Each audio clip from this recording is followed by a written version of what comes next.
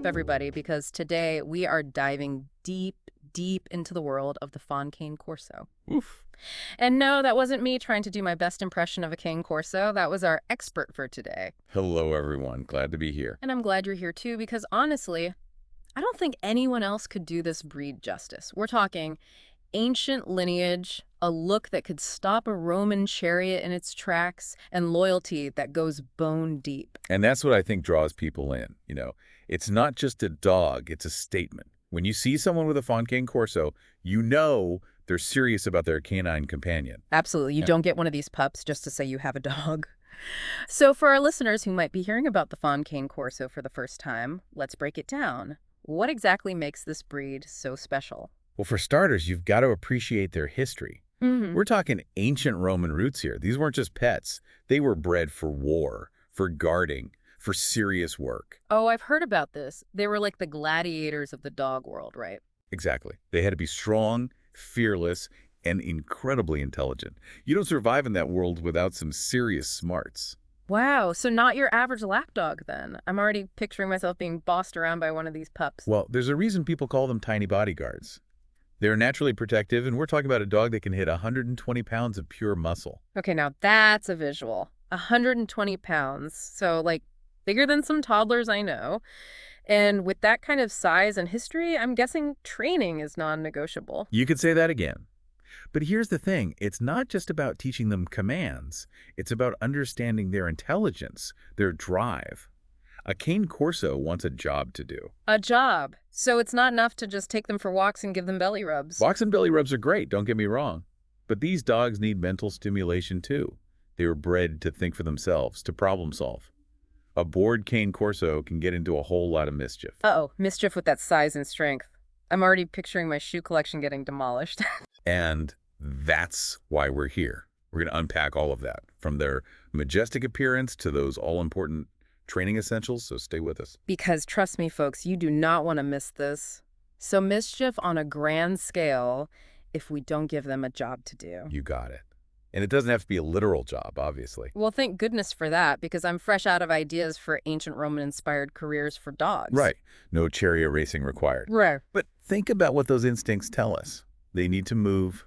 They need to problem solve. They need to feel useful. Okay, so channel that inner gladiator into something a little more domestic. What does that even look like? Honestly, the possibilities are endless. Agility training is fantastic. It's like a giant puzzle for them, and they get to burn off tons of energy. Oh, yeah. I've seen those courses with the tunnels and jumps and stuff. That looks intense. It's a great workout, both physical and mental. And for a breed that was literally bred to run, it's a perfect outlet. Makes sense. But let's say you're not exactly the agility course type.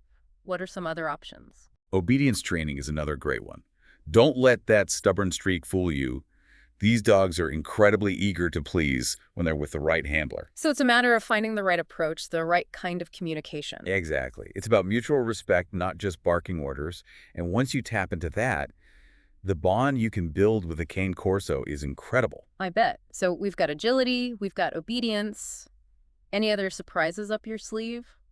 Ever heard of nose work? Nose work, like sniffing out treats hidden around the house. That's the basic idea, but it can get way more advanced.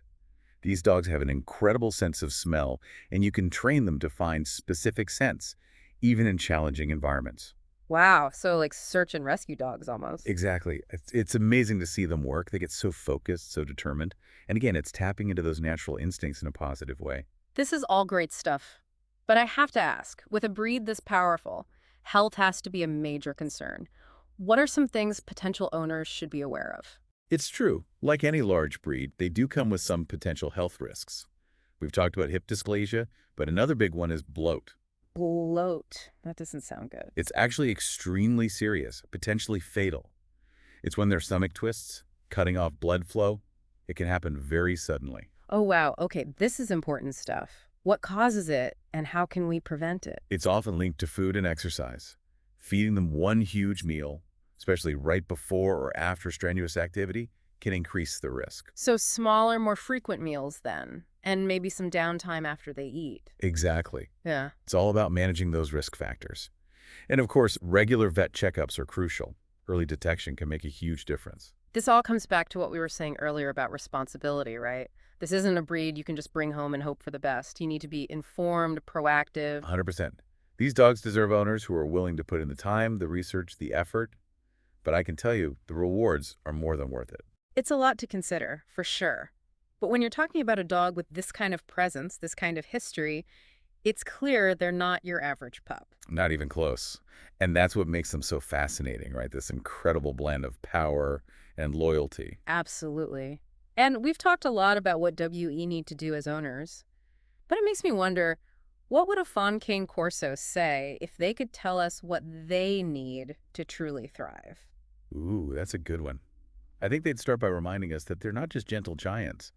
They have needs that go beyond belly rubs and squeaky toys. Though, don't get me wrong, those are good too. Of course, of course. But we're talking about a breed that needs a purpose, right? Whether it's training, a job to do, or even just knowing their place in the family. Exactly. They need structure, they need consistency, they need to feel like they're part of a pack, and most importantly, they need an owner who understands them. Someone who sees beyond that imposing exterior and recognizes the intelligent, sensitive soul beneath. You got it. And when Right. you find that balance, that mutual respect, the bond you can build with a Cane Corso is truly special.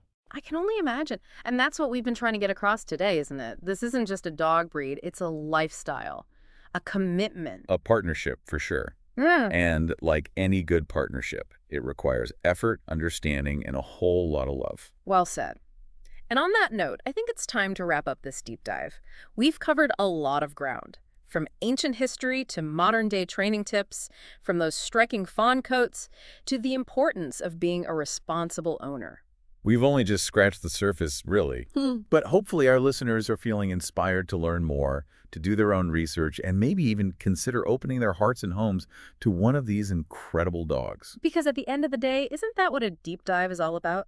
Sparking curiosity, challenging assumptions, and maybe even igniting a passion for something new. Couldn't have said it better myself. Yeah. So go out there, explore, and who knows, maybe you'll find your perfect canine companion along the way. And on that note, we'll leave you with this. What questions do you still have about the Fawn Cane Corso? What surprised you? What resonated with you? Share your thoughts, continue the conversation, and let's keep learning together. Until next time, happy exploring, everybody.